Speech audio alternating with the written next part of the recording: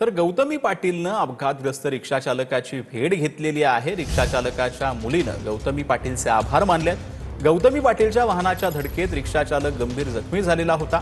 अपघातावेळी गौतमी पाटील कारमध्ये नव्हती, तिचा चालक गाडी चालवत होता। पोलिसांनी चालकाविरोधात गुन्हा दाखल केला असून गाडी जप्त केली आहे। गौतमीनं मदत न केल्यामुळे संबंधित रिक्षा चालकाच्या मुलीनं गौतमी पाटीलवरती गंभीर आरोप केलेले होते आणि त्यानंतर आता गौतमी पाटीलनं त्या कुटुंबाची भेट घेतली आहे।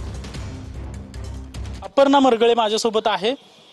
गौतमी पाटीलवर अनेक गंभीर आरोप तुम्ही केले होते, मात्र आता गौतमी पाटीलच्या इंस्टाग्राम अकाउंटवर एक तुमचा व्हिडिओ आलाय आणि तुम्ही सांगताय की आम्हाला गौतमी पाटील भेटल्यात। जी आमची मागणी होती गौतमीताईंकडे की त्यांनी येऊन ॲटलिस्ट सांत्वन तरी करा, पैशांची मदत तर नकोच, तुम्ही तेवढ्या पात्र नसाव्या मे बी, पण ॲटलिस्ट सांत्वन तरी करा। मग ह्या गोष्टीचा मान ठेवून जर त्या आल्या पेशंटला बघायला, तर मग यात चुकीचं असं मला काही वाटलं नाही। आज माणुसकी म्हणून त्या आल्या। आज जे बिल भरलं ते मी भरलंय। माझ्या बाप्पाला जगवण्यासाठी मी आणि माझ्या परिवाराने, फॅमिलीने, राजकीय संघटनांनी आणि भरपूरशा नेत्या मंडळींनी मला जी मदत केली, त्यातून मी हा सगळा लढा लढवलेला आहे। वेगवेगळ्या लोकांनी त्यांच्याकडून पैसे काढण्याचा प्रयत्न पण केला आहे, असं त्यांनी स्वतःहून मला सांगितलं।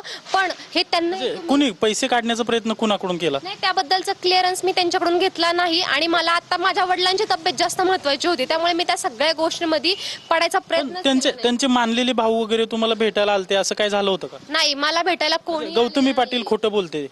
गौतमी पाटील मॅडम खोटं बोलतायत की नाही बोलतायत, माझ्यापर्यंत आज कोणी आलं नाही। मी ही गोष्ट पहिल्या दिवसापासून बोलते आणि आजही तेच बोलत राहणार। माझ्यापर्यंत, आईपर्यंत कोणी आलेलं नाही आणि आम्ही कोणत्याही 10 लाख, 15 लाख, 20 लाख, 25 लाख कोणत्याही प्रकारची मागणी ना मी केली आहे ना माझ्या फॅमिलीने केली आहे। जर त्यांना कोणते मिसइंटरप्रिटेशन झाले असेल किंवा मिसअंडरस्टँडिंग झाले असेल तर तो आमचा फॉल्ट नाहीये। कॅमेरा पर्सन विकी चव्हाणसह अजिंक्य धायगुडे, TV9 मराठी।